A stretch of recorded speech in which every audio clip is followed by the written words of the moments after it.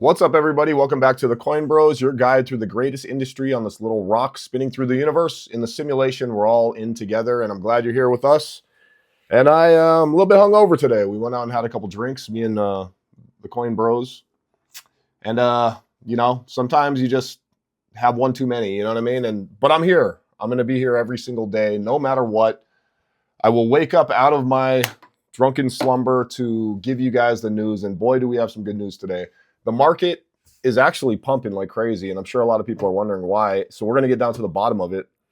It's really just one thing, or one or two things, right? And we will talk about some of the best stories going down in the market today. It's Friday. It's going to be a good weekend. I hope everyone's having a good time and feels good this weekend. So let's just get right down to what stories matter, right? But first, let's talk about Bitcoin hit like 76K.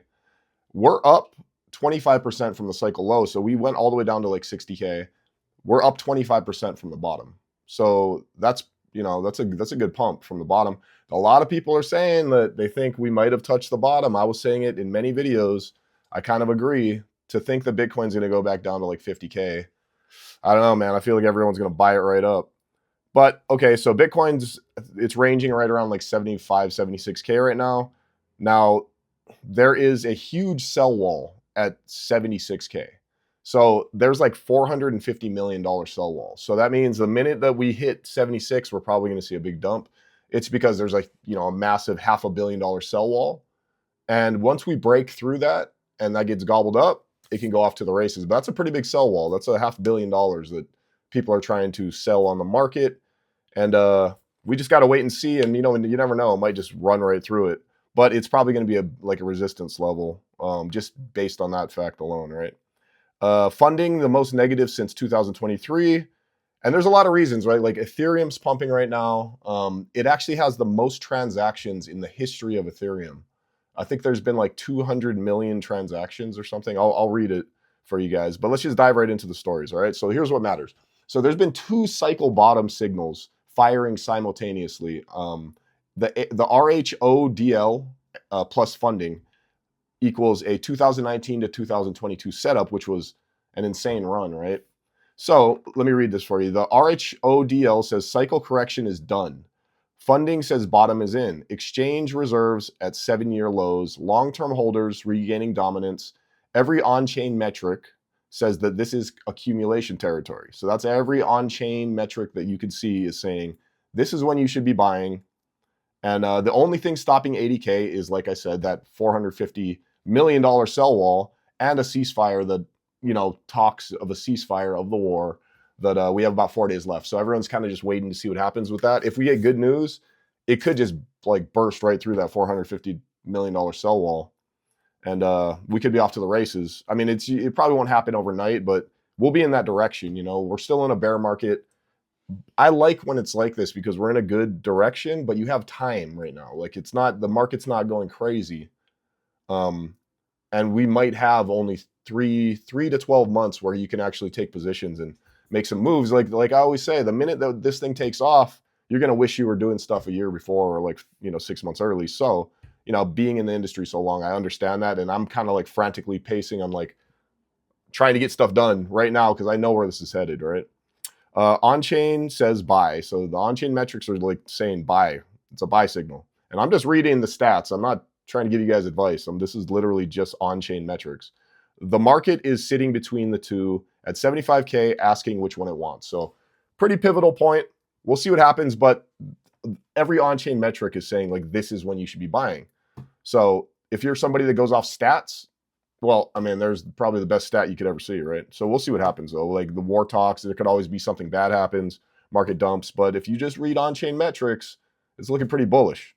Second, let's talk about the second story. Okay, ETH's busiest quarter ever. We were just talking about that. 200 million transaction while price sits 52% below ATH. So the ATH was a little over 5K, right? We're sitting at like 2,500. Could be another buy signal, right? Ethereum, here we go. 200 million transactions in quarter one, all-time record. ETH is at 2,400, down about 50%. The usage has never been higher. Ethereum's never been used more, ever. And we're 50% down from the all-time high. And it's being used more than ever. So another good metric, right? Let's continue reading here. Ether is it says either it's the market is catastrophically wrong about ETH, or transactions just don't matter. Tom Lee bought 71,000 Ethereum. He's a huge name in the space. He's buying up, just like Michael Saylor. He's buying all the ETH right now, betting it is the former. And there's a huge upgrade coming for Ethereum. It's a Glasterdam, I think it's how it's pronounced, and that will tell us who's right. So there's a lot of stuff going on with Ethereum, but bottom line is, if we're just looking at on-chain metrics, like Ethereum's going crazy. People are using Ethereum like crazy, and it's definitely one to watch, right? Like, you want to catch things when they're on big pullbacks, because all of these prices for these big coins, they're going to surpass all-time highs. 100%. So you just got to pick a position where you feel comfortable. If you like on-chain metrics, we're looking pretty good. And last story of the day before I go get some sleep. Let's see. There's been another hack. What do you know? What did I tell you guys? I've been talking about it the past 2 weeks. We're going to start seeing hacks over and over again in the bear market. It happens every cycle. But here's the thing about this story that's kind of interesting, right? It's basically saying, like, hacks used to be like kids in their basement. Well, let me just read this to you. A sanctioned Russian exchange got hacked by a state actor. $13 million stolen from a Russian exchange now. The attacker wasn't a kid in a basement. It was the government. North Korea stole $285 million. There was a North Korean hacker team from the government, from Drift Protocol. We talked about that last week. And now another state has hit Grinix. I don't really know Grinix. I've never seen, it's a Russian exchange, so, but anyway, the threat model for crypto in 2026 isn't script kiddies. It's not these little guys in their basements running scripts. You have entire governments backing hacker groups to steal your money, right? So it's nation states with unlimited resources and geopolitical motives, right?